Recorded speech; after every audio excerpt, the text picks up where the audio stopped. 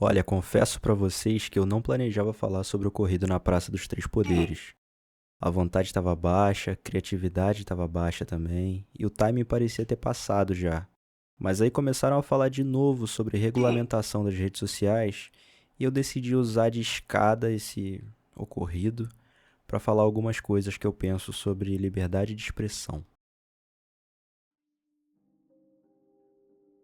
Então, beleza. Antes de começar a realmente me interessar pelo debate público, o meu lance era assistir shows de stand-up, principalmente os gringos. Sempre gostei das piadas ácidas e politicamente incorretas, do famigerado humor negro. Ministra Aniele Franco aqui me perdoe, né, por ter usado esse termo racista aqui, né? E foi no cenário do humor que comecei a ter contato com a tentativa de quebra da liberdade de expressão, que acontece frequentemente aqui no Brasil. Lá fora, na maioria dos países sérios, os comediantes não precisam se segurar ou se limitar quando forem falar de algo. Aqui no Brasil, os comediantes se seguram e ainda assim se dão mal. Pesquisem aí o caso do Rafinha Bastos, por exemplo, que ele falou que comeria ela e o bebê. Cacete. Que é bem famoso e antigo. Ou os processos que o Danilo Gentili recebe. Ou o Léo Lins, né? O Léo Lins daria pra fazer um vídeo só dele se fudendo por conta de piada, cara. Por conta de piada. E eu, particularmente, eu não concordo com essa censura que acontece com os humoristas. Eu sou totalmente contra essa limitação do que é humor e o que não é. Principalmente quando a gente tá falando de um show de stand-up que acontece num palco, que é uma expressão artística, entendeu? Então, pra mim, é a mesma coisa que você falar que algo não pode ser mostrado em um filme porque aquilo ali é absurdo demais e tem que ser censurado, entendeu? Na minha opinião, um show de humor, um show de comédia, tem que ter a mesma liberdade que um filme tem, que um teatro tem, pra fazer uma representação artística de algo. E pra mim o humor ele tem que provocar, ele tem que ter uma crítica ali, entendeu? Não que eu seja contra o humor mais clássico, pastelão, que não tem muita coisa por trás ali acontecendo, mas eu pessoalmente eu gosto das piadas ácidas. Eu gosto da crítica. Eu gosto de fazer as pessoas questionarem, caramba, eu tô rindo disso, por que eu tô rindo disso? Entendeu? E eu não acho que você rir de uma piada que tá usando algo sério pra fazer a piada, tire o peso daquele algo sério, entendeu? Eu não acho que isso vai desmerecer algo que aconteceu, ou você tá rebaixando alguém, eu não acho isso. E eu sou totalmente contra o que fizeram com o Léo Lins, por exemplo, que é você pegar os shows privados do cara num ambiente onde só tá ouvindo aquilo ali, só tá participando daquilo ali. Quem escolheu tá naquele ambiente e você processar o cara, entendeu? Bom, eu acho que eu não preciso dizer que eu sou contra essa censura no humor, obviamente, né? Mas beleza, falamos de humoristas. E daí? A questão é, se estão chegando ao ponto de tentarem calar pessoas que literalmente ganham a vida fazendo palhaçada, é porque a liberdade de expressão já não existe mais. Mas por que Dilmas eu estou falando de humoristas em um vídeo com a thumb fazendo referência à Praça dos Três Poderes, junto com aquele que não deveria ser nomeado? E eu te respondo. Se você não se perguntou isso, pergunte, para a próxima parte fazer sentido. Valeu. Porque o mundo é complexo, muito complexo. E os sinais são difíceis de perceber, mas existem. Mais difícil ainda de perceber se você faz parte de uma população com tendências passivas. Passivo é foda, né? Que tem que trabalhar para sobreviver e acaba não tendo tempo ou vontade para se ligar no que tá rolando, para acompanhar o que tá acontecendo, o que tá sendo votado, o que o político que ela votou tá fazendo, o que ele tá defendendo, o que ele não tá defendendo, se ele fez alguma bosta, se ele falou merda, enfim, pra acompanhar se aquele cara que você votou pra te representar tá realmente te representando, entendeu? E é aquilo, né, cara, o que te permite fazer tudo isso é a liberdade de expressão. Você poder criticar com os limites da sua imaginação o que você quiser. Se você não atacou fisicamente uma pessoa, eu realmente não ligo se você errou o pronome dela, ou foi grosso, mal educado, politicamente incorreto, foi otário. Na minha opinião, quanto mais essa cultura do ofender é errado crescer, menos inteligência emocional as pessoas terão. E uma pessoa acostumada com essa cultura, quando for provocada por alguém, vai ficar maluca, pô. Não vai saber lidar com uma crítica, uma provocação, entendeu? Vai ser uma pessoa com uma inteligência emocional de um camelo, pô. Pior que eu nem sei se Camelo tem inteligência emocional baixa, cara. Falei só por falar que se alguém se ofendeu aí por eu ter falado que Camelo tem inteligência emocional baixa, o problema é seu, tá ligado? George Orwell tem uma frase boa que diz assim, ó, abre aspas: se liberdade significa alguma coisa, significa o direito de dizer às pessoas o que elas não querem ouvir. E isso resume bem o que eu penso, cara. Palavras, na minha opinião, não machucam. Você acreditar nelas é que machuca. E se você acredita no que estão dizendo pra você, ou você precisa melhorar essa inteligência emocional para não se deixar abalar por tudo que as pessoas falam sobre você, ou o que a pessoa tá dizendo é verdade. E aí, se for verdade, irmão, você tá ficando bolado porque a pessoa tá falando uma verdade, aí é complicado, né? E tem aquilo também, defender liberdade de expressão não é bonitinho o tempo todo, não é só mar de flores, com as pessoas tirando foto, com a boca tampada com fita isolante, entendeu? Hashtag lutando pela liberdade, pregando a paz, blá blá blá blá blá. Não, às vezes é ter que dizer, por exemplo, que o monarca não foi nazi na fala dele. É ter que ir contra a onda e dizer que os terraplanistas são estúpidos, mas precisam ter o direito de dizer o que eles dizem. A Janja, por exemplo, com a liberdade de expressão dela, mandou um fuck you Elon Musk no G20.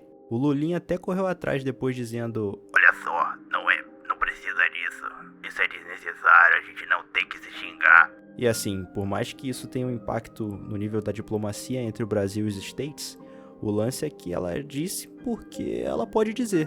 Do mesmo jeito que eu posso dizer que achei o comportamento dela vexatório, burro, tiro no pé, e que o óculos dela é feio. E é isso, eu quero ser livre para poder falar que o óculos da Janja é feio, sem ter medo do Xandão me dar uma carta assinada mandando eu calar a boca. É isso que eu defendo.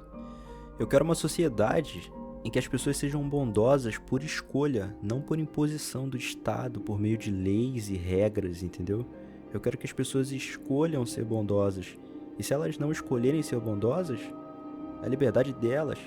Que uma pessoa possa ser racista nas palavras, mas escolha por não ser. Eu faço um exercício de que eu tento não antagonizar as pessoas que pensam diferente de mim. Faço realmente uma reflexão sobre isso, e algo fundamental que faz eu ter cuidado com isso é exatamente o fato de eu ter amigos próximos que pensam diferente de mim em temas hiper variados. Eles pensam, sei lá, eu penso X, eles pensam Y, entendeu? Eu tenho amigos que defendem um Estado maior, por exemplo, que acreditam que o capitalismo é o grande problema da sociedade, que votaram 13, que votaram 22, até porque eu apanho dos dois lados quando eu defendo o meu votinho nulo. E mesmo não concordando com as ideias, mesmo não achando que esse seja o caminho certo, o caminho que eles falam, eu não consigo acreditar que essas pessoas que eu conheço queiram o mal pro mundo. Na verdade, o que muda é apenas o meio, porque o objetivo parece o mesmo. Eu tenho um amigo que defende o comunismo, e embora eu não goste dessa bosta, dessa teologia, eu adoro conversar com ele porque sempre saem coisas positivas, dá pra dizer que são coisas positivas das nossas conversas, sempre saem críticas aos dois lados, algumas críticas eu consigo rebater, algumas ele consegue rebater quando eu faço as críticas, algumas nenhum dos dois consegue. Às vezes tem uma coisa ou outra que a gente para e a gente fica pensando sobre porque a gente não tem a resposta, ou por falta de conhecimento, muito provavelmente por falta de conhecimento, mas por não saber mesmo na hora o que falar sobre aquilo, entendeu? E esse debate, essa conversa é muito produtiva, acaba sendo muito proveitosa para os dois, mesmo eu não concordando com ele, ele não concordando comigo e provavelmente nenhum dos dois mudando de ideia sobre o que tá falando, entendeu? Mudando de lado.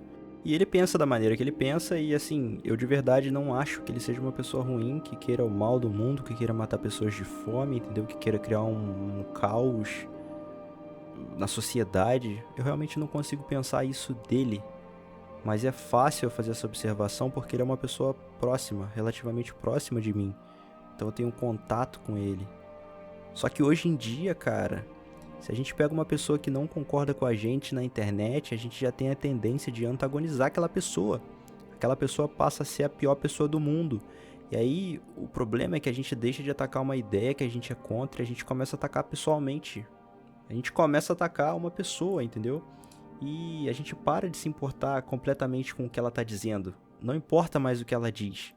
Se eu já escutei algo que ela disse e eu não concordei, eu não vou concordar com mais nada que aquela pessoa disse. Isso é muito problemático para o debate, isso é muito problemático para a pluralidade de ideias, para o desenvolvimento de qualquer nova ideia, de qualquer crítica. Então, não sei, talvez seja fácil antagonizar o político que defende a cota, por exemplo, mas, sei lá, talvez a política de cota racial tenha sido criada por alguém que realmente acreditava ser o melhor caminho, sabe? Para combater a diferença entre brancos e pretos. Talvez não tenha sido criado apenas para ser usado como uma pauta política e afastar mais ainda as pessoas, como eu penso. Talvez eu esteja errado, talvez eu seja ingênuo, talvez eu seja os dois. Então sim, eu defendo a liberdade de expressão, mesmo que seja para algo que eu não concorde, porque isso também me dá a liberdade de criticar aquilo. A crítica evolui o debate, faz as pessoas pensarem e aí eu espero que a magia aconteça.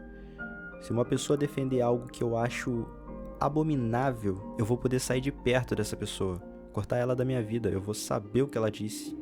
Defender a censura é você defender uma arma que a qualquer momento pode ser apontada para você, que talvez até seja criada visando o bem comum, mas que pode ser corrompida muito rápido, com muita facilidade. Defender que algo subjetivo como ofensa seja um crime é defender que, dependendo de quem falou e o que a pessoa disse, ela pode ou não ser um criminoso. Uma lei que proíbe crime de ódio, mas não especifica o que é crime de ódio, dependendo então da interpretação e da intenção de quem julga, é defender um mecanismo que pode ser usado para censura. Quanto menos específica for uma lei, mais perigosa ela é para a liberdade. E aí a gente volta nesse velho papo de regulamentação das redes sociais para preservar a democracia. É a desculpa mais esfarrapada possível para sair censurando qualquer um que chame o Moraes de cabeça de ovo ou o Flávio Dino de gordo. E ele é gordo. E na minha opinião, mentira se combate com verdade. Uma população que entende isso começa a ficar mais esperta com as coisas que lê e procura melhor as coisas. O que, a longo prazo, acredito que seja positivo para melhorar o senso crítico dos BRs. No final, eu tô ligado que a galera só quer se alimentar, só quer estar com quem ama e só quer curtir a vida. E eu entendo perfeitamente isso. O problema é que o preço da liberdade é a eterna vigilância, porque as coisas não acontecem do dia pra noite. Devagarinho o vagabundo vai tentando foder a gente. Então, fiquemos sagazes. Se você assistiu até aqui, caramba, meus parabéns. E faz uma terapia. Sacanagem, sacanagem. É brincadeira, é brincadeira. Muito obrigado por assistir, de verdade. Eu sou o Gatok e falou.